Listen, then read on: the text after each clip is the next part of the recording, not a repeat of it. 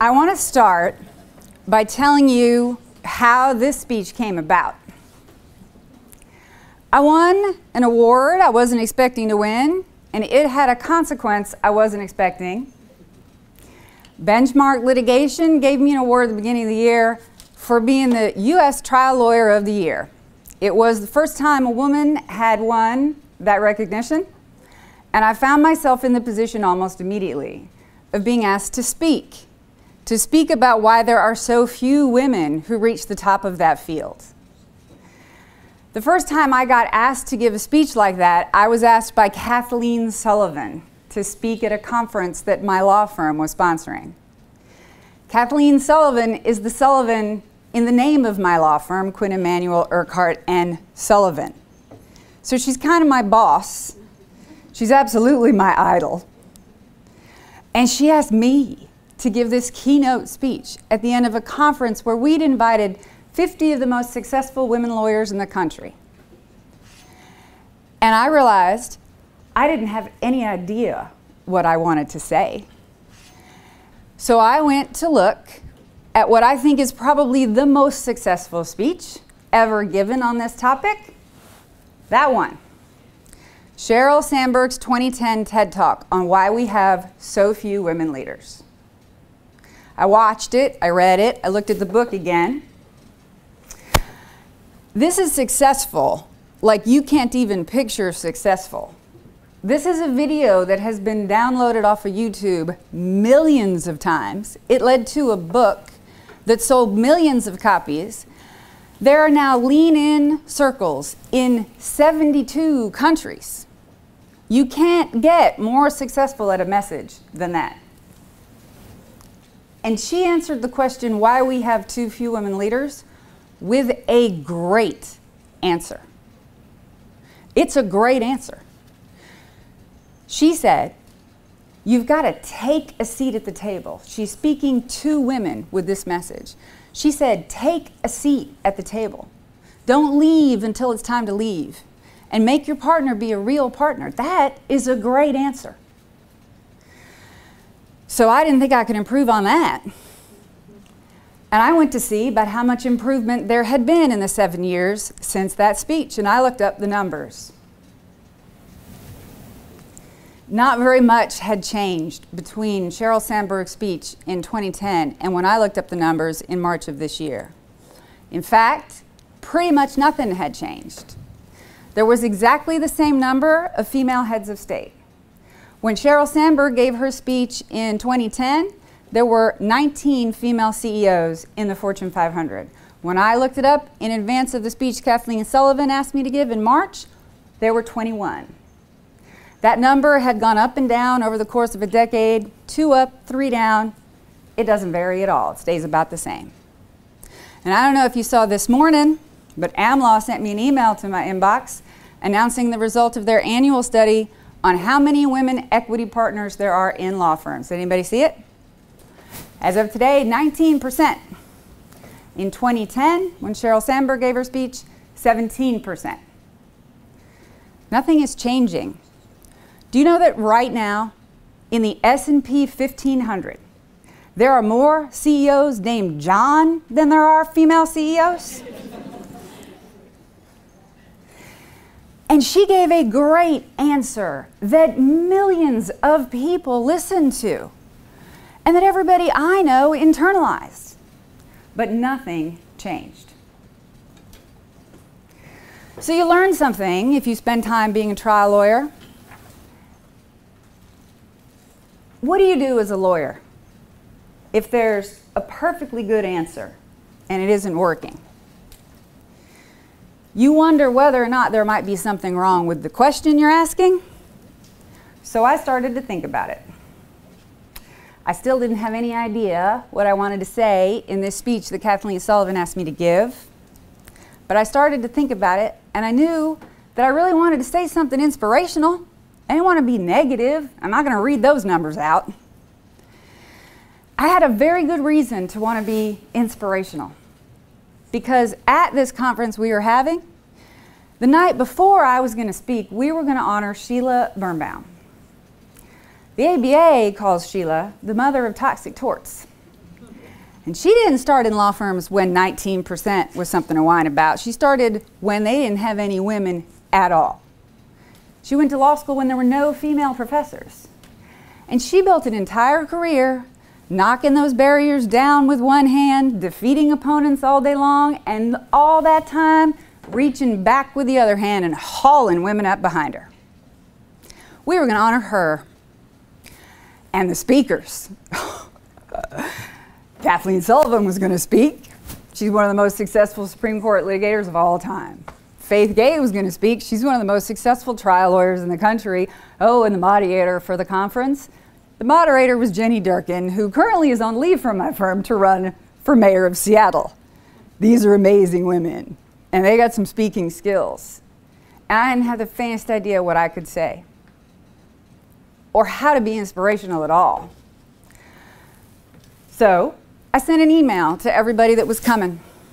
I asked them the same question I asked all of you. Could you describe for me a woman who's been an inspiration to you? I didn't know what I was going to do with the answers. I thought maybe we'd make a book or put up some posters that would feel good if you came in and there were these pictures of women that had inspired you.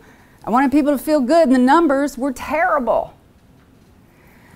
And when I looked at those answers, I knew for sure Sheryl Sandberg had asked the wrong question, and I knew exactly what the right question was. But to explain how I knew that, I need to tell you first a little bit about my house. Because I'm a graduate of the United States Naval Academy, which according to Forbes magazine, I'm proud to say is the #1 public university degree that you can get in the United States. I also like to mention a lot that I am married to a West Point graduate, which Forbes magazine calls the #2 ranked public university degree you can get in the United States. You know why Forbes puts those two schools so high? Because of the leadership training. It is a leadership crucible to go to a service academy. You get a leadership class, at least one, every semester. You get leadership experience every summer. You get increasing levels of responsibility over other people. You get speakers in from all over the world that are the best leaders in the world.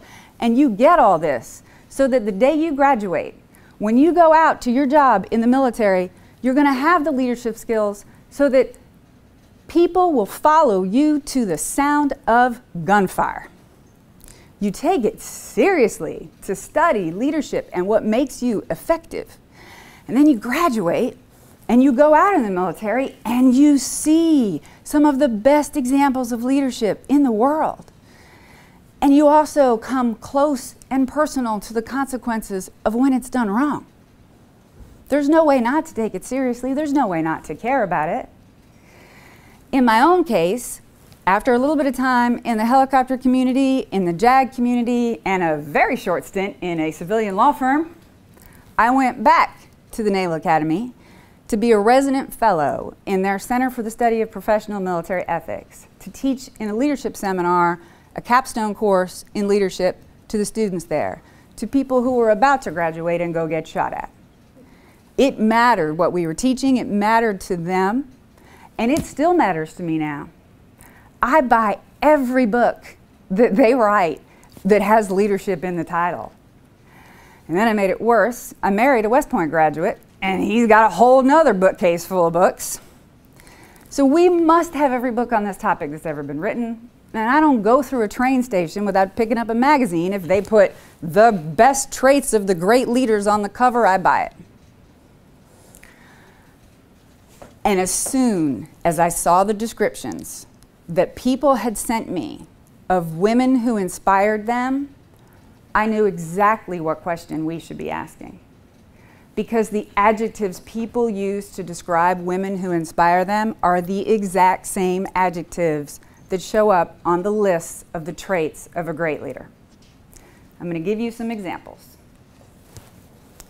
This list comes a little bit from Entrepreneur Magazine's March of 2016 article on 22 characteristics of a successful leader, and it comes a little bit from March 2017 Forbes magazine, 11 traits of powerful leaders.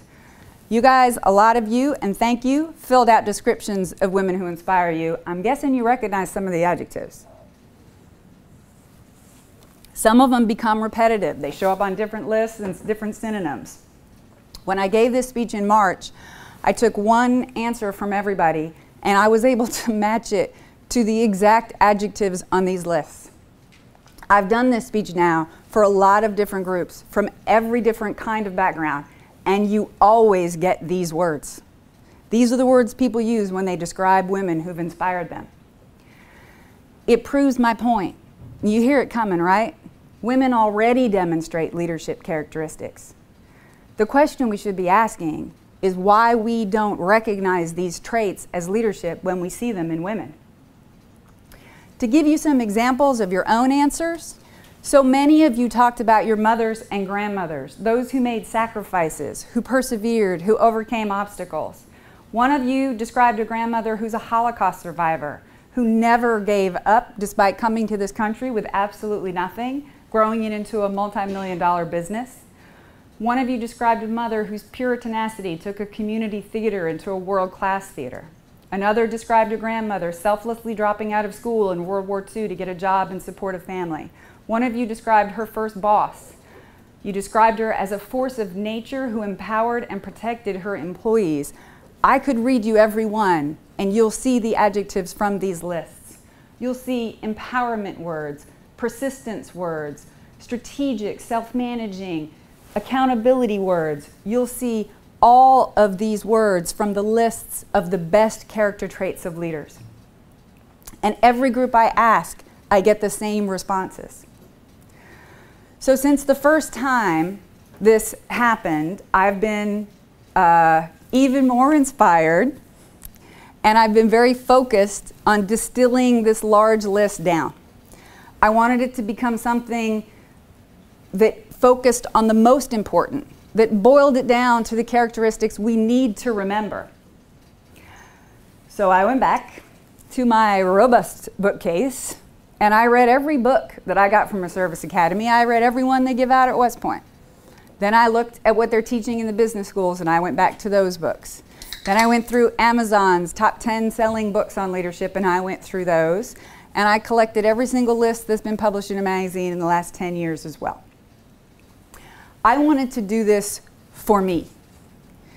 Because when I realized that I was seeing the same words over and over again, and when it became clear to me what the 4 most important characteristics are, I realized I have been grading leadership potential wrong. And I wanted to put it in a format that I could remember and that would guide me going forward so I stopped getting it wrong. And I came up with this. These are the 4 cardinal virtues of leadership. According to everything I've learned, everything I've been taught, and everything I've seen in the good leaders I've worked with in the military and afterwards. And I'm going to go through with you what the scholarship says about why each of these 4 is important. But I want you to understand why I'm calling them cardinal virtues. And it's because we need this guidance. I put it on a compass because we need something to guide us. We aren't getting it right. We're not just overlooking women. We're overlooking male and female, the character traits that actually correlate the most to success as a leader. Also, lawyers like Latin, and when Plato called his 4 virtues the cardinal virtues, that came from cardinalis, for hinge, that thing upon which all else depends. And everything that I've learned and everything that I've read tells me that these are the 4 characteristics on which success as a leader depends. And here's what you need to know about the 4. Emotional intelligence, that I've listed as EQ. If you go and you try to read everything that's ever been in Harvard Business Review on leadership, it'll take you a long time to find it all. But they're super helpful. They've put it all in one book. You can buy a Harvard Business Review on leadership. Most important reads. Do you know what the first entry in that book is? It's the 1998 Daniel Goleman article about emotional intelligence, in which he says that emotional intelligence is the single most important characteristic to great leadership. He describes it as being comprised of 5 traits: empathy, social skills, self-awareness, self-regulation, and what did I miss? Social skills, self-regulation, self-awareness, self-motivation, and empathy. Motivation's the one I was missing. Those 5 skills are the things that you will see people write up women for being strong in. right? We talk about how women are good at connecting with their teams and how they have empathy. But while we're doing that, we tend to discount it, and we never talk about it as leadership. Harvard Business Review called these skills the single most important ones to leadership. So when you're grading people who work for you on their leadership potential and you're saying, yes, that person connects well, yes, that person has skills to interact with the team well, yes, that person has empathy to understand what's going on in the rest of the team, mark it down as leadership potential because Harvard Business Review says so.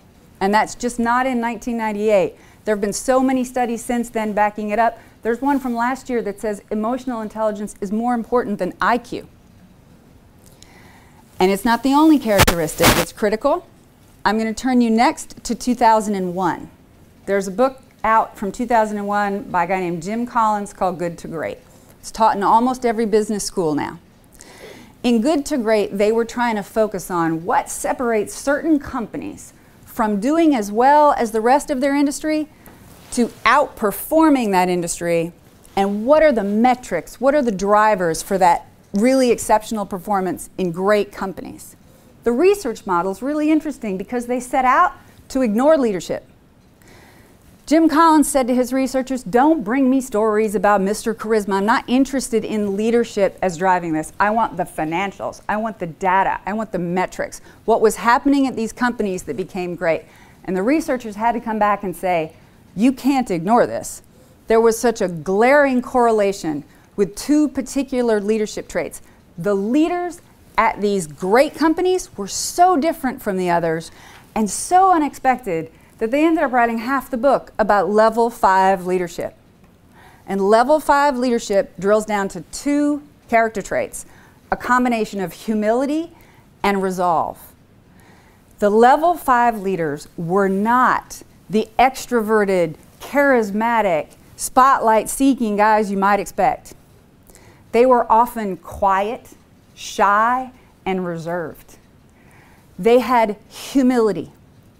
And humility isn't, as they described it, a lack of confidence. It's an ego that is driven for the organization to succeed, but that doesn't need the individual glory. It's the leader who can sit there while a subordinate does well and doesn't need to suck down the oxygen in the room. It's personal humility, lots of confidence about that company, and tied to it, resolve, drive, personality, or perseverance, tenacity. Along with that personal humility, they all possessed resolve. Jim Collins called it a fierce will. They know what the right thing is for that company and they're moving towards it. There is nothing going to get in their way, nothing going to come between them and the right result for that company. They're fierce, not timid, fierce. Fierce resolve. And that combination of humility and fierce resolve every single time is what elevated those companies to great. And it wasn't the character traits they were expecting to see. The last cardinal virtue that I chose, because I see it every single time I'm looking at a list of great leadership qualities, is selflessness. And the emphasis on selflessness in leadership has been around longer than any of these books. You can go all the way back to the 1970s for the first writing about it. Servant leadership comes up in Robert Greenleaf's writings in 1970, but you can go further back than that because it's a very deep-rooted part of Christian philosophy and of Chinese philosophy. It's the idea that a leader is there to equip and elevate those beneath him. I like selflessness when I talk about this, because there was a book out 2 years ago emphasizing it that Simon Sinek wrote called Leaders Eat Last. He got his title by observing United States Marines. United States Marine officers are trained that when they go to eat, they should line up behind their men. Let your men eat first. Those junior to you, make sure they get fed. Line up behind them. Because if you want people to follow you, they have to believe that you have their best interests at heart above your own. Selflessness is absolutely key to followership, and it is one of the most important characteristics of a great leader. Now, can anybody else think of a category of humanity, other than Marine Corps officers, that also eats last? Tends to let the rest of the family make sure they have food before they take their own? Mothers, right? Mothers do this intuitively. It's an innate part of who they are, to eat last. And the word that comes up more than any other when people describe for me women who have inspired them is selflessness. It came up in more of your descriptions than any other word. Resolve and focus, drive, determination, tenacity was right there with it in your descriptions. 75% of the answers I got had one or both of those words. You already know this. I'm not telling you anything that's new. I'm not bringing up anything that the whole world hasn't already read. But somehow it's something that we're not remembering. We need a compass to guide us on it, because no matter how much scholarship is out there and no matter how much we've read it and read it and read it, we don't remember it. And not just when we overlook women. That's part of it. But there is a study out in May, June's Harvard Business Review. And they're reporting on this research called the CEO Genome Project. It is fascinating. They looked over 10 years at 17,000 C-suite members, 2,000 of whom went on to become Fortune 500 CEOs, and many of whom tried to get those jobs and didn't. And they were able to correlate the personality traits that most made likely a person to get the CEO job and the personality traits that most made a CEO likely to be successful as a CEO. Spoiler alert, it's not the same list. In a lot of categories, it doesn't correlate at all because we overvalue extroversion and self-confidence. And now do this. Think back on the last set of reviews you filled out, because that's what I did when I finished writing this up.